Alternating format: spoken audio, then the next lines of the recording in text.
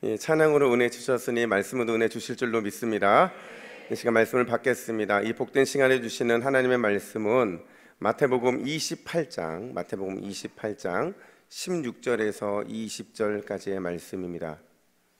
마태복음 28장 16절부터 20절까지의 말씀, 내가 함께 있으리라 라는 제목으로 오늘 말씀을 받겠습니다.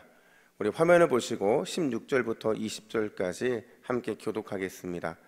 11 제자가 갈릴리에 가서 예수께서 지시하신 산에 이르러 예수를 배웠고 경배하나 아직도 의심하는 사람들이 있더라.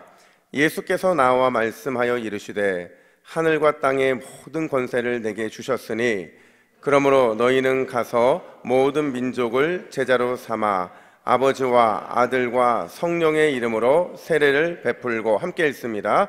내가 너희에게 분부한 모든 것을 가르쳐 지키게 하라. 볼지어다 내가 세상 끝날까지 너희와 항상 함께 있으리라 하시니라. 아멘. 여러분, 이렇게 질문을 좀 드리고 싶어요. 여러분들은 왜 제자훈련을 받으셨습니까? 왜 제자훈련을 받으셨습니까? 아마 어떤 분들은 각자의 개인의 신앙의 성장을 위해서 제자훈련을 받은 분들이 계실 겁니다. 또 아니면 중직인데 어차피 받아야 하는 훈련이니까 그냥 어쩔 수 없이 받을 때 한꺼번에 받자라는 마음으로 받으신 분도 계실 겁니다. 여러분, 도대체 왜 여러분들은 제자훈련을 받으셨습니까? 브라질의 상파울루에 보면 한 쓰레기장이 있는데요, 이 쓰레기 처리장에 리리카라고 불리는 개가 있었다고 해요. 근데 이 개는 원래 평소에는 이 쓰레기 처리장에 거주하다가 그냥 먹을 것을 구할 때 딱 그때만 시내로 내려온다고 하는데요. 근데 쓰레기를 뒤지는 리리카가 이제 불쌍해서 사람들이 내려오면 늘 먹을 거를 줬다고 해요.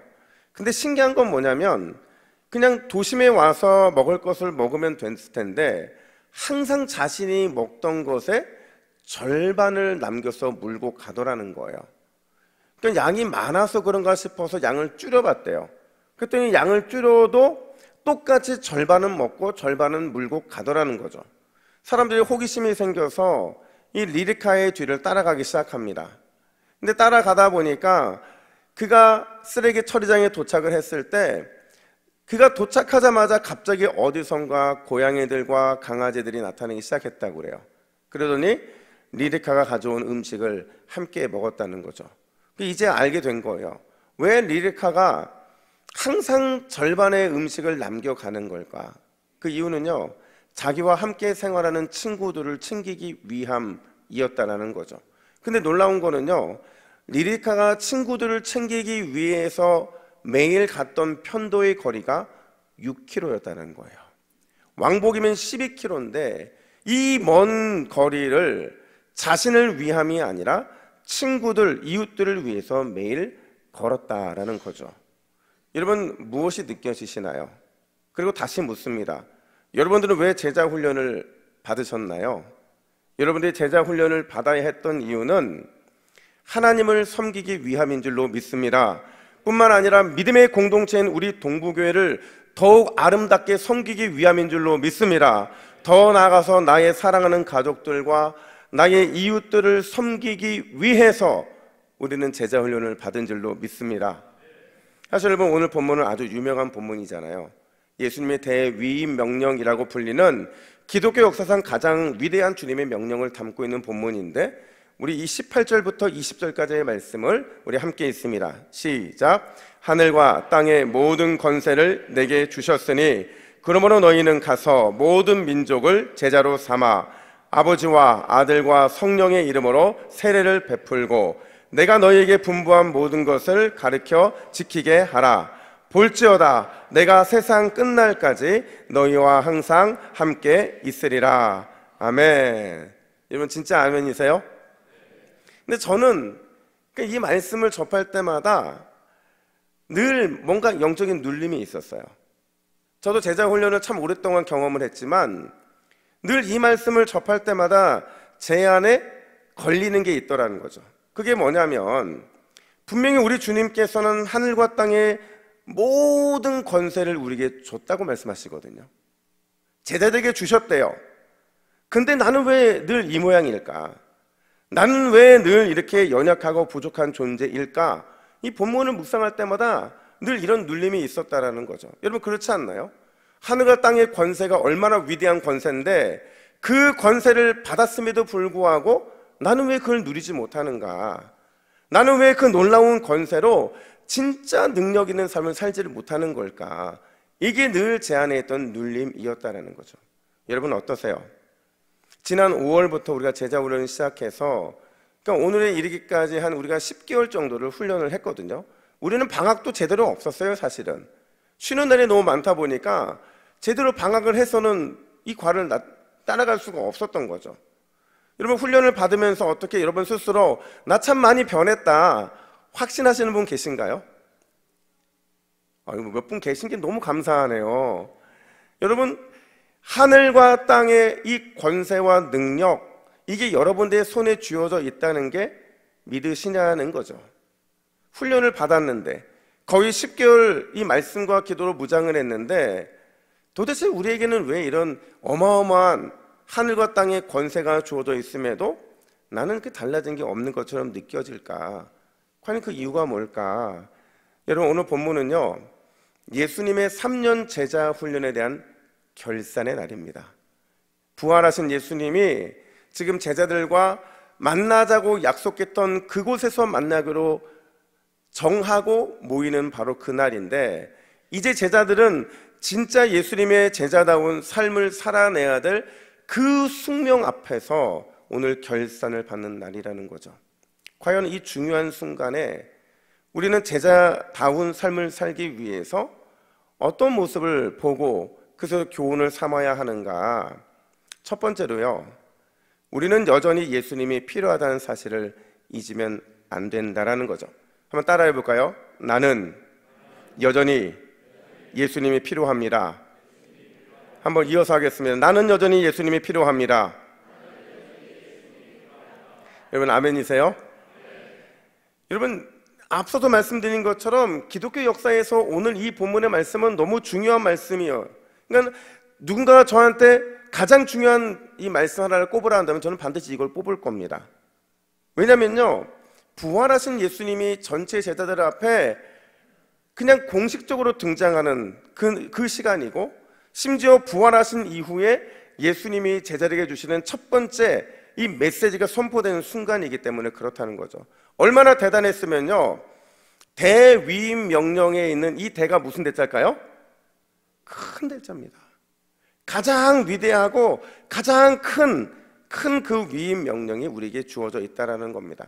근데 놀랍게도요 제자들의 모습을 보면 마치 마태가 의도한 것처럼 오늘 이 장면에서의 제자들의 모습은 매우 초라하게 등장을 하고 있다는 거죠. 마치 우리가 제자 훈련을 다 수료하고 성경 암송도 다 끝나고 이제 뭔가 다 끝난 것 같은데 여전히 나한테는 아무런 능력이 없는 것처럼 지금 제자들도 그렇게 초라한 모습으로 서 있다는 거죠.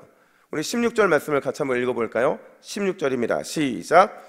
11 제자가 갈릴리에 가서 예수께서 지시한 산에 이르러. 아멘. 여러분 성경에서 12이라는 숫자가 중요할까요? 안 중요할까요? 중요합니다. 왜 중요하냐면요 이 12은 공동체의 완성을 의미해요. 공동체의 온전함을 의미하는 겁니다. 그래서 여러분 우리가 아는 것처럼 이스라엘은 몇 지파였어요?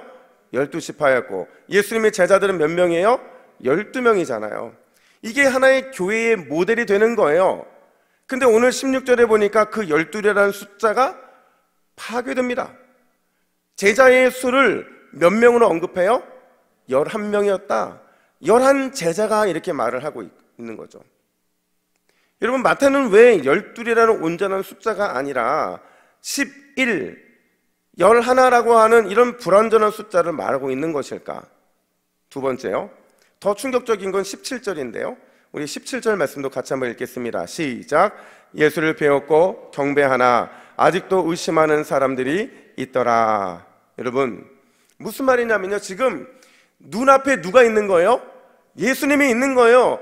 그 예수님의 생생한 목소리를 지금 듣고 있는 거죠. 근데 그들 중에서 예수님을 눈앞에서 보고 그분의 음성을 들으면서도 여전히 어떤 사람이 있대요? 의심하는 사람들이 있더라, 이렇게 말하고 있는 거죠.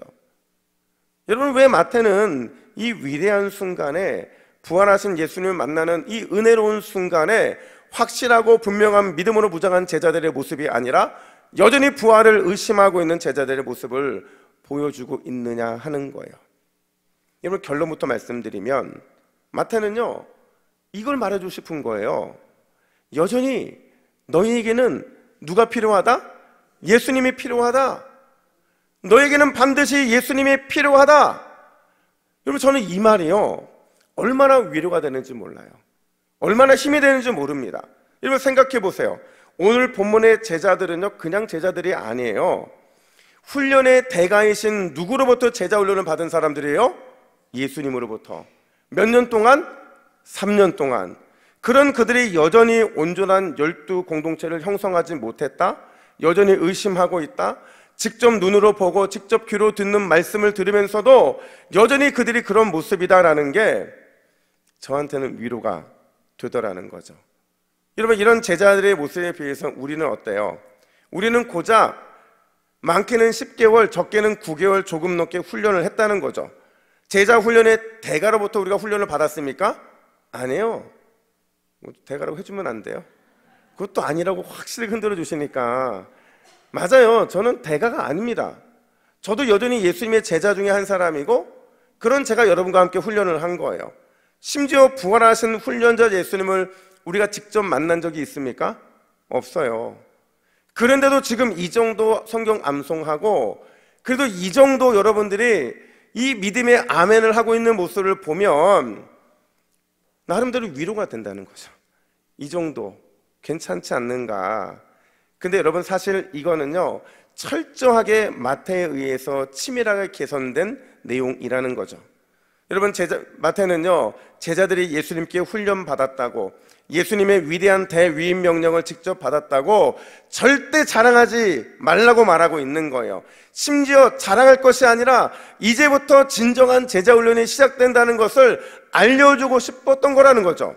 11이라고 하는 온전치 못한 공동체의 모습, 그리고 여전히 의심을 품고 있는 제자들의 모습을 통해서 이 제자라는 게 너희들에게 일정한 기간 동안 훈련했기 때문에 온전한 제자가 되는 것이고, 너희가 일정 기간 동안에 누군가로부터 제자 훈련의 사사를 받았기 때문에 대단한 제자가 되는 것이 아니라는 거죠.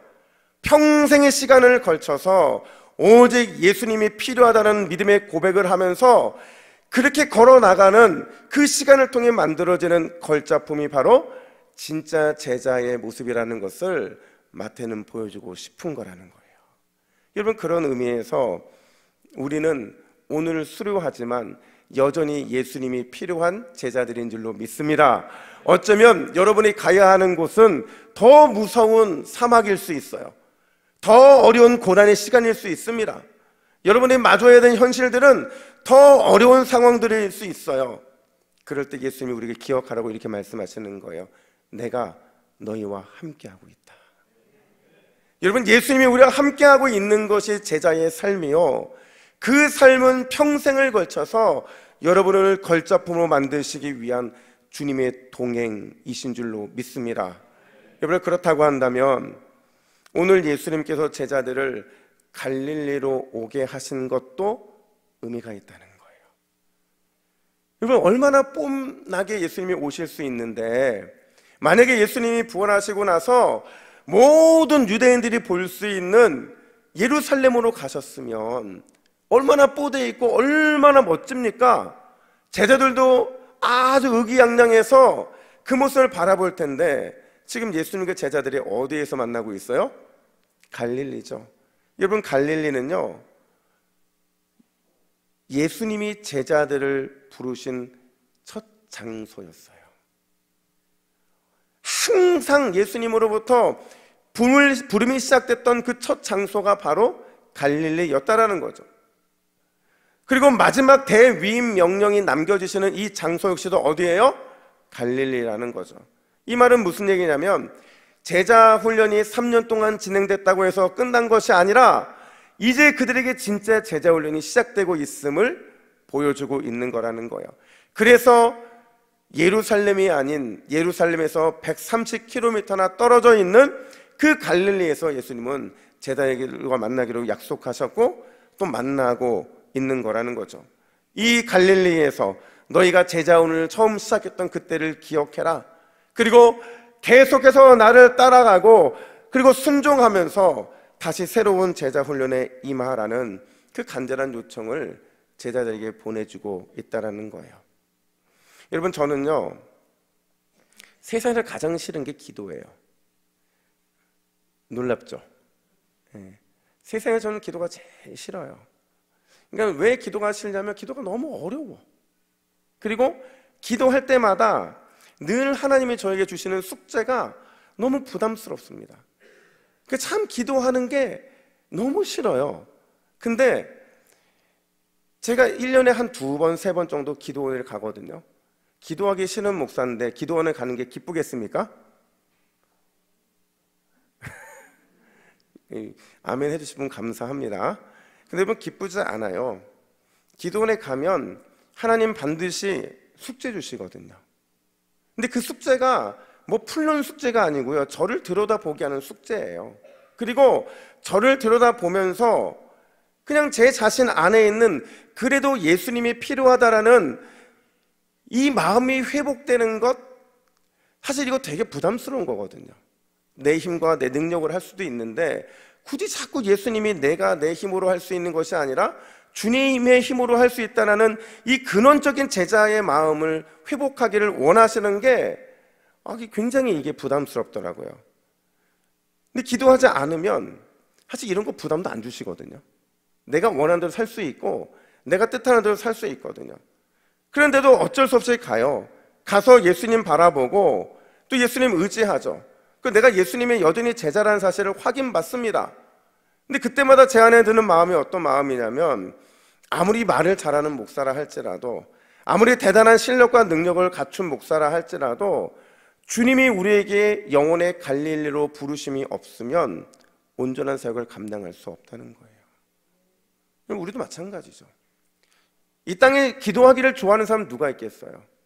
우리의 본성은 끊임없이 기도하기를 원하지 않을 겁니다.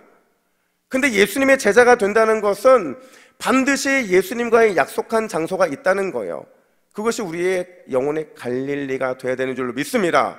그곳에서 주님이 우리에게 예수님이 나에게 반드시 필요하다, 이 사실을 확인받을 수 있다고 한다면 저는 여러분들이 여전히 예수님의 제자로 훈련받고 있다고 확신할 수 있습니다.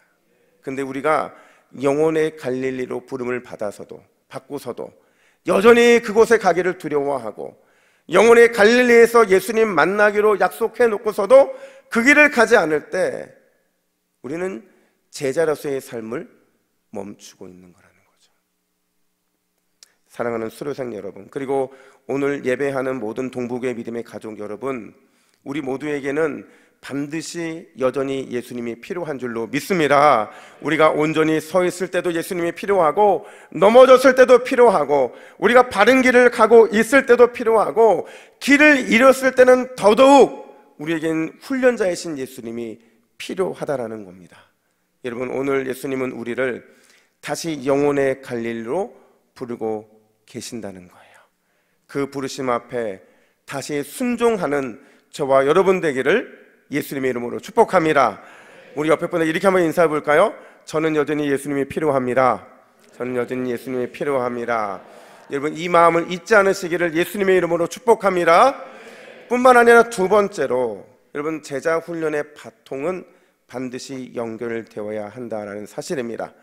우리 19절부터 20절까지의 말씀을 같이 한번 다시 읽습니다. 시작. 그러므로 너희는 가서 모든 민족을 제자로 삼아 아버지와 아들과 성령의 이름으로 세례를 베풀고 내가 너희에게 분부한 모든 것을 가르쳐 지키게 하라. 아멘. 여러분, 여기에 보면 아주 중요한 4개의 동사가 있어요. 그게 뭐냐면 가라, 제자 삼으라, 세례를 베풀라, 가르쳐 지키게 하라. 이 4개의 동사가 가장 중요한 동사인데 여기에서 제일 중요한 동사가 뭘까요? 여기에 가장 중요한 동사는 제자를 삼으라는 거예요. 왜냐면요, 이게 주동사예요. 마태도 예수님의 말씀을 듣고 이 주동사 제자를 삼으라는 이 단어에, 이 동사에 포인트를 두고 나머지 동사를 사용하더라는 거죠. 그 주동사에 맞게 번역하면 이래요. 그러므로 너희는 제자 삼기 위해 가야 한다. 너희는 제자 삼기 위해 세례를 베풀어야 한다. 너희는 제자 삼기 위해 가르쳐 지키게 해야 한다. 왜냐하면 그게 교회의 사명이고 본질이기 때문이라는 거예요. 제가 앞에 서두에서 말씀드렸지만 우리는 일정 하나의 규칙이 있는 제자 훈련을 했어요. 근데 여러분, 우리가 예수님을 믿는 순간부터 이미 우리는 예수님의 제자가 되는 길로 들어선 거예요. 거기에서 제자가 되는 그 과정들이 좀 집약적으로 훈련되면 좋겠다고 해서 여러분들이 훈련을 받은 겁니다. 근데 여러분, 이 사명을 우리가 감당했다고 한다면 누군가도 여러분의 모습을 보고 반드시 제자 훈련을 받아야 된다라는 간절한 열망이 생겨야만 옳다는 거예요. 가정에서는 아내들이, 또 남편들이, 자녀들이 부모님의 이 훈련 모습을 통해서 나도 훈련을 받았으면 좋겠다라고 마음의 다짐이 일어나야 되고, 또 여러분의 속해 있는 전도회에서, 여러분 주위에 있는 모든 공동체에서 훈련을 받고 싶다는 열망이 생겨야 된다는 거죠. 여러분, 얼마나 영향을 끼치셨나요?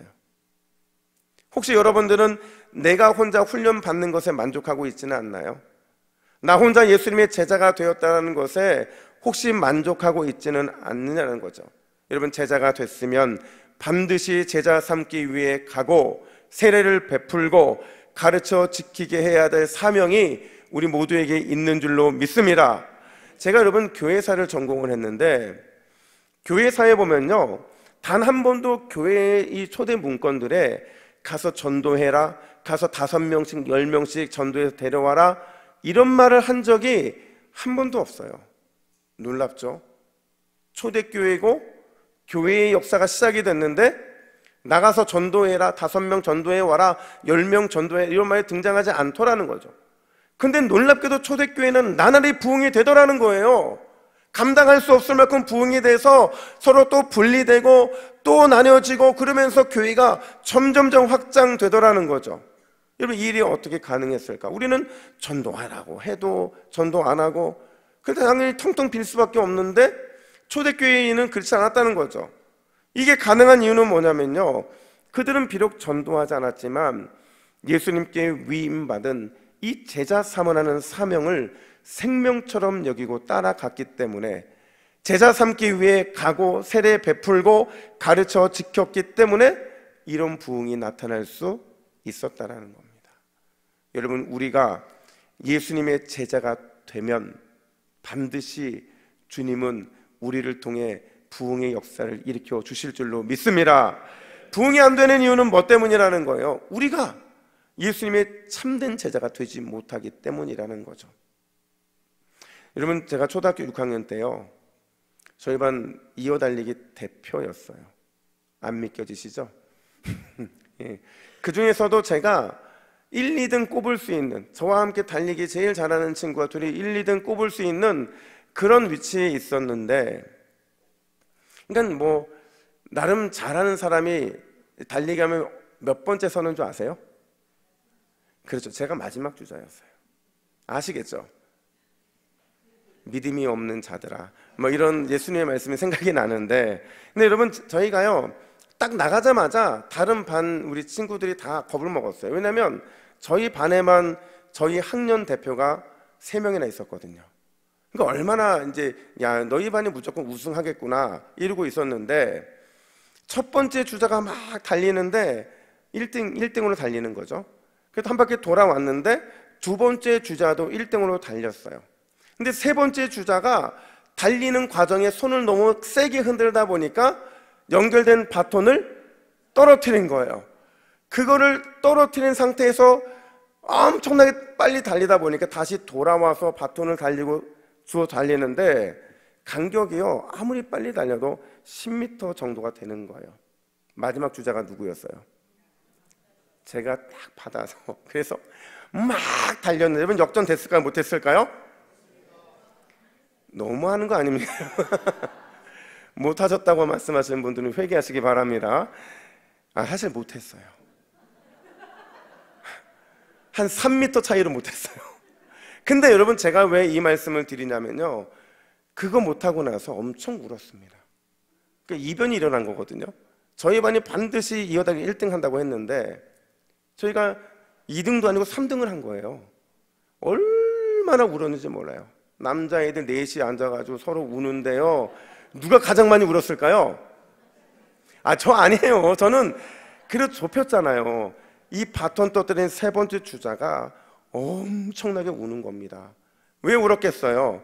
내가 바톤만 떨어뜨리지 않았으면 우리 반이 우승을 하는데 나 때문에. 그럼 우리 보통 이렇게 이런 상황이 벌어지면 친구들이 가서 야, 괜찮아 이래야 되잖아요. 근데 나머지 모든 친구들이 나가면서 너 때문에 우리 못했다고. 아마 이 친구가 평생 이 바톤을 떨어뜨리는 게 이 마음에 쌓였을 거예요. 근데 여러분, 영적인 삶도 똑같습니다. 부모의 신앙이 자녀들에게 바톤 터치되지 않으면, 교회의 어른 세대의 신앙이 다음 세대에게 바톤 터치가 되지 않으면 반드시 우리의 믿음은 역전이 일어나게 되어 있다는 거예요. 사탄에게 역전을 빼앗기게 되고 결국에는 우리의 신앙은 대를 잃어버릴 수밖에 없다는 거죠. 바로 그거예요. 제자 훈련도 마찬가지라는 겁니다. 한 교회가 제자 훈련을 시작했으면 이게 끊어져서는 안 돼요. 10년, 20년이 지나고 나서 우리 교회가 믿음의 세대 계승을 이룰 수 있었던 근원으로 이 제자 훈련이 반드시 쓰임을 받아야 한다는 거예요. 그러면 여러분, 우리만 해서는 안 되고요, 우리의 다음 세대들도 반드시 제자 훈련이 진행이 되어야 하고, 1년, 그러니까 평생에 걸쳐서 주일학교 때 한번 받고 또 청년 때 한번 받고 어린 데서 제자 훈련을 받으면 몇 번 받는 거예요? 적어도 3번 이상을 받는 거거든요. 이렇게 바톤 터치가 계속 이어지는 교회가 반드시 하나님께 쓰임받는 교회가 될 수밖에 없다라는 겁니다. 여러분, 우리 동부교회 가치는 이제 제가 우리 교회를 담임하는 이상 제자 훈련이 될 수밖에 없어요. 우리는 모두 예수님의 신실한 제자가 되는 것, 그거를 우리의 숙명의 숙제처럼 안고 살아가야 되는 운명 공동체가 된 겁니다. 오늘 수료하시는 모든 분들, 그리고 이 자리에 계신 모든 성도님들, 날마다 예수님의 신실한 제자가 되시기를 간절히 축복합니다. 예수님의 신실한 제자가 되기로 결단한 우리들에게 주님이 마지막으로 이렇게 약속하세요. 내가 너희와 항상 함께 하겠다. 여러분, 주님이 함께 하시겠대요. 두려워하지 마시고 예수님과 함께 신실한 제자로 세워지시는 우리 모두가 되기를 예수님의 이름으로 축복합니다. 아멘. 기도하겠습니다. 하나님 아버지, 우리 동부교회의 제자훈련을 허락하시고 신실한 주님의 제자로 세워지게 하시니 감사합니다. 일개 훈련은 수료하지만 여전히 우리에게는 예수님이 필요한 줄로 믿습니다. 주여, 우리를 계속 훈련시켜 주옵소서. 계속 성장시켜 주옵소서. 계속 변화될 수 있도록 인도하여 주시옵소서. 이 훈련이 우리 교회의 영적인 가치로 자리매김하게 하여 주시고 끊임없이 제자 훈련생들이 배출되는 영적 바톤이 잘 연결되어서 모두가 다 예수님의 신실한 제자들이 되는 놀라운 축복을 누릴 수 있도록 인도하여 주시옵소서. 이 모든 말씀 여전히 부족하지만 우리와 동행해 주시는 예수 그리스도의 이름으로 기도하옵나이다. 아멘.